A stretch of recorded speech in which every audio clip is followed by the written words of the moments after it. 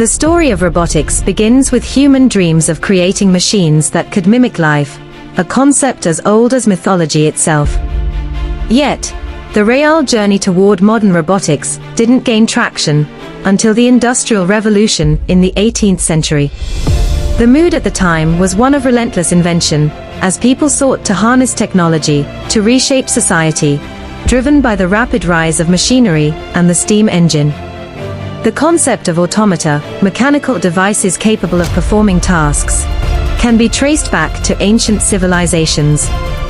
In the 3rd century BCE, the Greek mathematician Hero of Alexandria created various automated devices, like a water-powered mechanism that opened temple doors, which some consider early robotics.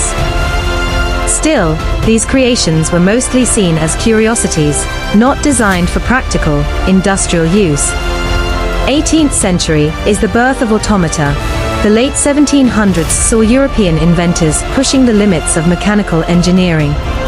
The mood was curious, blending art, science, and a fascination with lifelike machines.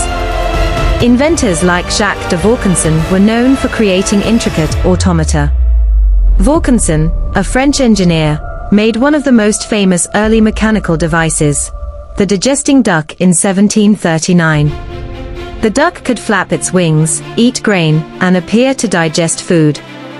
While it wasn't a robot in the modern sense, it showed the potential of complex machinery to imitate life, sparking intrigue about what might be possible. During this period, the question wasn't just about how to make machines, but why. What purposes might these machines serve? The cultural mood was filled with wonder, optimism, and the thrill of possibility, as well as some fear. Philosophers of the time, like René Descartes, even pondered whether humans were themselves sophisticated. In 20th century, as science and technology evolved, the idea of building a robot moved from fiction to potential reality.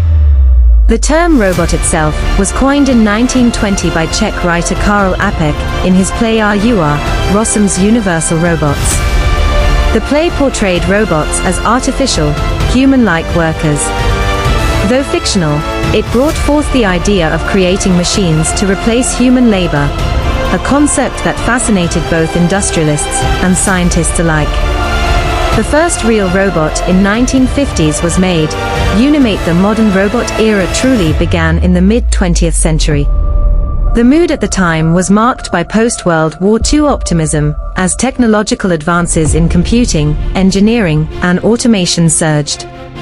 The world was on the verge of a new technological revolution, and there was a shared belief that technology could solve many of society's problems, from manufacturing to space exploration.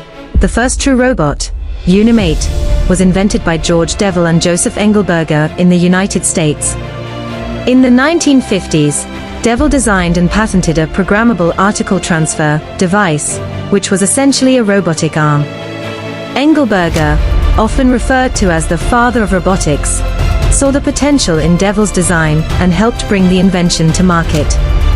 George Devil was an inventor with a background in electronics and automation.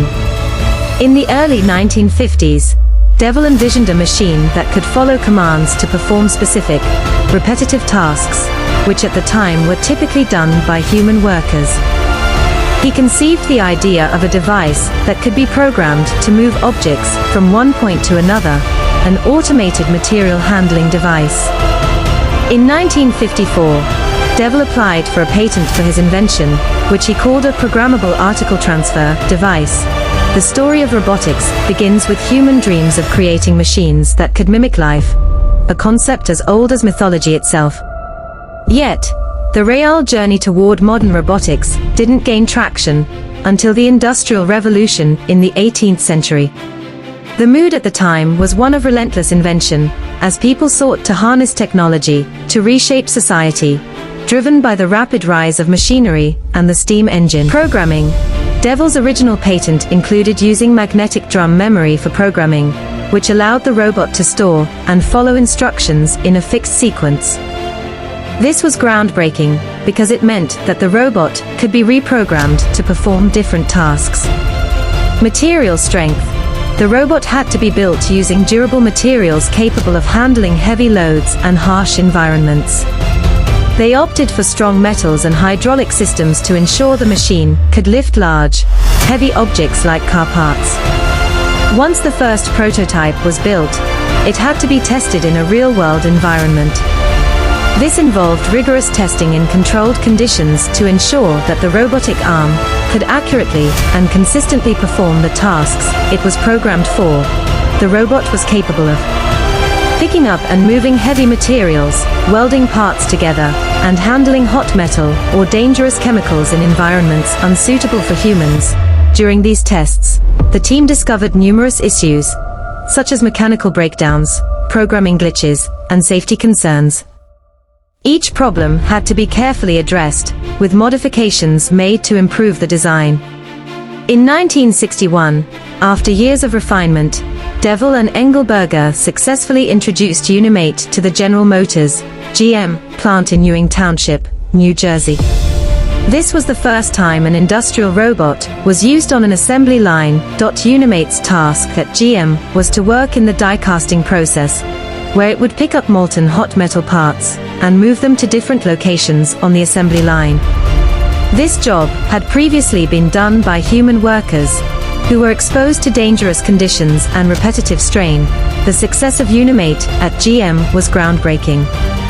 The robot worked efficiently, reducing the need for human labor in dangerous tasks and speeding up the production process. Its ability to be reprogrammed for different tasks made it versatile and highly valuable to manufacturers. After Unimate's success at GM, demand for industrial robots began to grow. Engelberger, leveraging his business acumen, worked to promote the use of robots in various industries, from automotive manufacturing to food processing. Unimation continued to develop improved versions of Unimate, incorporating more advanced control systems and increasing its capabilities. Over time, the success of Unimate inspired the development of more sophisticated robots, eventually leading to the robotics revolution in manufacturing that we see today. The 1960s was a time of technological optimism, with industries looking for ways to automate and improve efficiency. The Cold War and space race had fueled massive investments in science and technology. There was a general feeling that machines could solve many of humanity's problems, and the success of Unimate reinforced the belief that robots could make industry safer, faster, and more efficient. At the same time, there was some apprehension. The introduction of robots raised concerns about job displacement and the potential for over-reliance on machines. However, the immediate benefits of increased safety and productivity outweighed these concerns, at least in the early days. In 1961, Unimate became the first robot to be employed in an industrial setting, working on a General Motors assembly line in New Jersey. It performed tasks that were dangerous for humans, like lifting heavy pieces of hot metal. This was a groundbreaking achievement in engineering, marking the start of the robotics revolution. The mood was one of industrial optimism, driven by the promise of robots reducing labor costs and eliminating hazardous work conditions. The era in which Unimate was born was filled with a mixture of excitement, awe, and uncertainty. The 1950s and 1960s saw the rise of the space age and the atomic age, where technological advancements were happening rapidly. There was a sense of boundless potential, but also anxiety about where these technologies might lead. The Cold War added to this tension, as the US and Soviet Union raced to outdo each other in science and technology, creating a climate where innovation was both encouraged and feared. Scientists, engineers, and thinkers began to wonder about the implications of robotics on society. Would robots take over human jobs? Could they become too powerful? While excitement about new possibilities soared, there was a growing need to address the ethical concerns surrounding robotics and automation. Unimate's success laid the foundation for the development of more advanced robots in manufacturing, medicine, and even space exploration.